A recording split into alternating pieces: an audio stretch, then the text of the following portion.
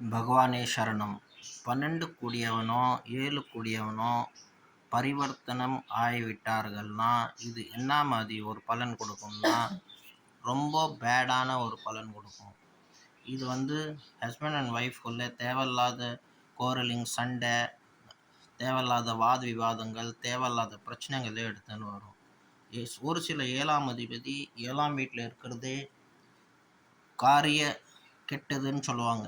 அந்த வீட்டை கெடுத்து விடுவார்.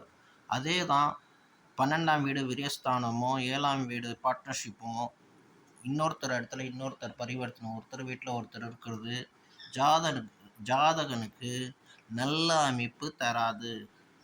இதுக்கு நம்ம சில ரெமடிஸ் தேடிட்டு நம்ம சில விஷயங்களை பார்த்துட்டு போனால் நம்ம லைஃப்பில் நிறையா நல்ல விஷயங்களை அனுபவிக்கலாம். வேறு சில கிரகங்கள் எது நல்லா இருக்குதோ அதுங்களை எப்படி சார்ஜ் பண்ணி எப்படி அதுங்களை மேலே கொண்டு வந்து அந்த எனர்ஜியை உங்களோட ஜாதகத்தில் ஃப்ளோ பண்ண வைக்கிறது, அது ஒரு மிகப்பெரிய கலை. இந்த ஜாதகம்ன்றது ஒரு கடல். அந்த எனர்ஜிங்களை எப்படி ஃப்ளோ பண்ண வச்சு ஜாதகனை வாழ வைப்பது ஜோசியக்காரனோட டியூட்டி. எப்படி ஒரு டாக்டர் ஒரு பேஷண்ட்டை ட்ரீட் பண்ணுறாரு, எப்படி அனலைஸ் பண்ணி அவருக்கு மெடிசன் தராரோ, அதே மாதிரி இதுக்கு என்ன மெடிசன், என்ன ஆன்மீக வழிபாடு, என்ன விஷயங்கள், என்ன ரெமெடிஸ் ஒரு நல்ல ஜோதிடர் சொல்லுவார். நாங்களாம் பார்க்குறோம் ஃப்ரெண்ட்ஸ். உங்களோட ஜாதகம் கைரேகை காமிச்ச போதும் நீங்கள் எதுவும் சொல்ல வேண்டியதில்லை, நாங்களே எல்லாம் சொல்லி விடுவோம்.